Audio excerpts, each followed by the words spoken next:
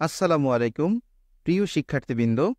আজকে আমরা অষ্টম শ্রেণীর জীবন ও জীবিকা যে সাবজেক্ট, সেই সাবজেক্টের যে তৃতীয় অধ্যায় স্বপ্নগুলো সত্যি করি, এইটার ছকগুলো পূরণ করে দিব এবং এটার যাবতীয় যে সমস্যা সেগুলো আমরা সলিউশন করে দেব। তো যাওয়া যাক আমাদের এই চ্যাপ্টারে কি কি আছে। ফার্স্টে আমাদের প্রযুক্তির মাঝে বসবাসের গল্প বলে একটা টপিকস আছে। তারপরে আমাদের এখানে 46 পেজের বা এটাকে আমরা 47 পেজের একটা কাজ দিয়েছে। দেখো এখানে একটা 47 পেজের আমাদের একটা কাজ আছে, যে হচ্ছে ইতিমধ্যে আমাদের যে নতুন প্রযুক্তির সন্ধান, যে প্রযুক্তির নাম যেগুলো আমরা জানি এবং যেগুলো আমাদেরকে জানতে হবে, এরকম দিয়ে আমাদের 3টা ছক দিয়েছে, সেই ছক পূরণ করতে বলেছে। তো দেখা যাক আমরা এই সলিউশনটা কিভাবে করি। তো এখানে আমরা ইতিমধ্যে যেটা জানি সেটা হচ্ছে কি, ড্রোন। এটা সম্পর্কে আমরা জানি না, এটা জানি। এটা কৃত্রিম বুদ্ধিমত্তার সমৃদ্ধ একটা ডিভাইস, যা দিয়ে রিমোট কন্ট্রোলের মাধ্যমে পরিচালনা করে। এটা দিয়ে সুন্দর ছবি তোলা হয়, ভিডিও করা যায়, এগুলো মোটামুটি আমরা জানি, তাই তো? ড্রোনটা সম্পর্কে জানি, কিন্তু আমরা জানি না কি, আমাদের জানতে হবে ডাটা সায়েন্স সম্পর্কে। এর মাধ্যমে গণিত, পরিসংখ্যান, কম্পিউটার সায়েন্সের জ্ঞান ব্যবহার করে কিভাবে কোনো বিষয়ে পূর্বাভাস জানা যাবে এবং জটিল সমস্যার সমাধান করা যাবে, তা আমাদের জানতে হবে। এরপরে আমাদের পরের যেটা জানি আমরা, ভিআর বক্স। এটা আমরা জানি, যেটা হলো আমরা ভার্চুয়াল রিয়েলিটি বক্স যেটা বলে, যেটা আমরা ঘরের মিটিং পরিবেশটা ফিল করতে পারবো ওইটা চোখে লাগিয়ে, তাই না? তো বলছে এমন একটা ডিভাইস যা দিয়ে ভার্চুয়াল রিয়েলিটির পরিবেশ অনুভব করা যায়। এর মাধ্যমে ঘরে বসে অফিসের পরিবেশ দেখিয়ে ভার্চুয়ালি মিটিং করা যায় এবং ঘুরে আসা যায় কল্পনার জগৎ থাকে। এছাড়া উপস্থিত হতে পারবে পারিবারিক অনুষ্ঠানে এবং খেলার মাঠেও। এটা হলো আমাদের জানা আছে, কিন্তু মেটাভার্স এটা সম্পর্কে আমাদের কম জানা আছে। অগমেন্টেড রিয়ালিটি এবং ভার্চুয়াল রিয়েলিটির সংমিশ্রণে একটা নতুন প্রযুক্তি এক্সআর বা এক্সটেন্ডেড রিয়ালিটি, যা মেটাভার্সের অন্তর্ভুক্ত। এর কল্যাণে কাজ করার পরিবেশ এবং অভিজ্ঞতা বদলে গেছে, তাই এটি সম্পর্কে আমাদের ভালোভাবে জানতে হবে, অর্থাৎ মেটাভার্স সম্পর্কে আমাদের ভালোভাবে জানতে হবে। এরপর আমরা সাইবার সিকিউরিটি জানি। সেটা হচ্ছে এটি আমাদের ডিজিটাল জীবন নিরাপদ এবং সুরক্ষিত করতে সহায়তা করে। এটি কম্পিউটার সার্ভার, মোবাইল ডিভাইস এবং ইলেকট্রনিক সিস্টেমকে ক্ষতিকারক আক্রমণ থেকে রক্ষা করে। এবং আমাদের যেটা জানতে হবে সেটা হলো কোয়ান্টাম কম্পিউটিং, যেটাকে আমরা হচ্ছে কম্প্যাক্ট কম্পিউটিং বলে থাকি। সেটা হচ্ছে জটিল সমস্যার সমাধান বের করতে কোয়ান্টাম কম্পিউটারের জুড়ি নাই। এটি হলো গতির রাজা, যা অতি দ্রুততার সাথে জটিল সমস্যার সমাধানে অবিশ্বাস্য কর্মদক্ষতা দেখাবে। তো এইটা হলো আমাদের এই ছকটা, অর্থাৎ 47 পেজের যে ছকটা আমাদের এখানে ছিল সেটা আমরা ফিল আপ করে দিলাম। তো তোমরা এটার আলোকে তোমরা মোটামুটি যেটা ফিল আপ করে ফেলতে পারো, ঠিক আছে? এটা দেখে তোমাদের মতন করে ফিল আপ করতে পারো। এরপরে আমরা পরবর্তী যেটা আছে 48 পেজে, সেটা হচ্ছে কি আমাদের আগামী প্রজন্মের সপ্তবনী দিয়ে এখানে একটা গল্পের নাম বলেছে। এই গল্প থেকে আমাদের কিছু 48-49 পেজে কিছু ছক দেওয়া আছে, সেগুলো পূরণ করতে হবে। তো চলো দেখা যাক গল্পটা কি। রবিন এবং তার সহপাঠীরা মিলে শিক্ষকের তত্ত্বাবধানে প্রযুক্তির বিস্ময়কর উৎকর্ষের বাস্তব চিত্র স্বরূপ একটা ঝুলন্ত রেস্টুরেন্ট পরিদর্শনে যাওয়ার পরিকল্পনা করে, যেটা আমাদের দেশে আছে, কক্সবাজারে আছে এটা। সেখানে এই যে এইটা আমরা এখানে একটা ছবি দিয়েছি, ঠিক আছে? ঝুলন্ত রেস্টুরেন্ট আমাদের দেশে কক্সবাজারে এরকম একটা রেস্টুরেন্ট আছে। এটা ঠিক কক্সবাজার না, কিন্তু এরকম একটা রেস্টুরেন্ট আমাদের দেশে আছে, তো তোমরা দেখতে পারো সেটা। তো এই ঝুলন্ত রেস্টুরেন্ট পরিদর্শনে যাওয়ার পরিকল্পনা করে, সেখানে দেখানো হবে রোবট চালিত ওয়েটারকে।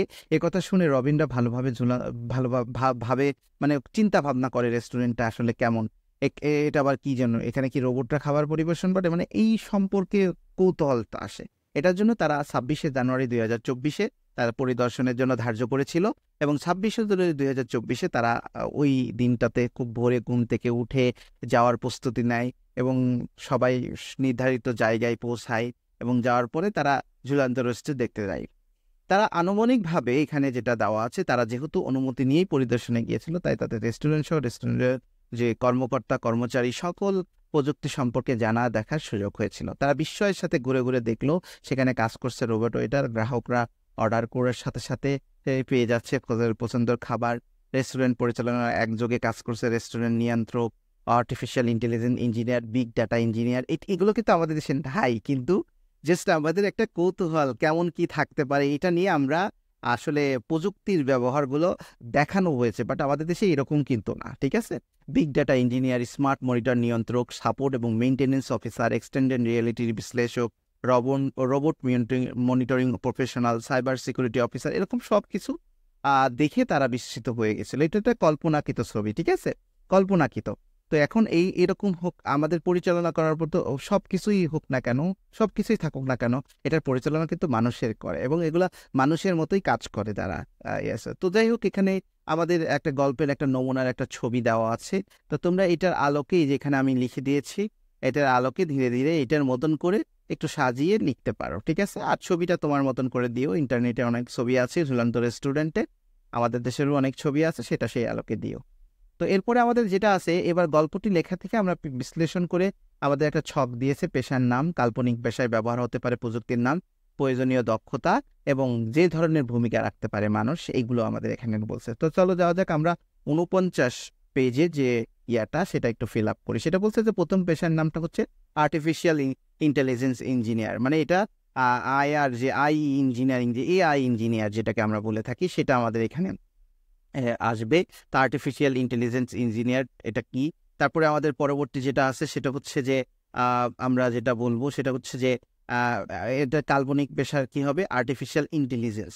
এবং কাল্পনিক পেশার প্রয়োজনীয় যে নতুন দক্ষতা, সেটা হচ্ছে আমাদের ব্যবহৃত ডিজিটাল ডিভাইস চালানোর যথাযথ কৌশল সম্পর্কে জানতে হবে, কষ্ট এবং সময় বাঁচাতে পারে এবং কাজের নির্ভুল প্রমাণ করে দিতে পারবে। এরপরে বিগ ডাটা ইঞ্জিনিয়ার, এটাও আমাদের খুব গুরুত্বপূর্ণ। বিগ ডাটা ইঞ্জিনিয়ার হচ্ছে, বিগ ডাটা ইঞ্জিনিয়ারের কি প্রযুক্তি ব্যবহার করবা, বিগ ডাটা এবং কম্পিউটার পরিচালনার পারদর্শিতা, এটা আমাদের জানা প্রয়োজন এটার জন্য। এবং এটার মাধ্যমে আমরা বড় বড় ধরনের যে কোনো ডাটা সমস্যার সমাধান করতে পারি। এক্সটেন্ডেড রিয়েলিটি বিশ্লেষক, সেটা আমরা মেটাভার্সে জানতে হবে, তাহলে আমরা এক্সটেন্ডেড রিয়েলিটি বিশ্লেষক সম্পর্কে জানতে পারবো। ভার্চুয়াল এবং অগমেন্ট রিয়েলিটি সম্পর্কে আমাদের ধারণার উন্নয়ন করতে হবে। এক জায়গায় বসে আরেক জায়গায় পরিবেশ ধারণ করে কাজ করতে পারবে, মানে আমি এক জায়গায় বসে আছি, আরেক জায়গায় যে আমার কাজ করতে হবে, সেটা যাওয়ার প্রয়োজন নেই, সেটার পরিবেশটাই তুমি নিজেকে ফিল করে এটা কাজটা করতে পারবা। এরকম একটা হচ্ছে আমাদের নতুন একটা পেশা আসতে পারে।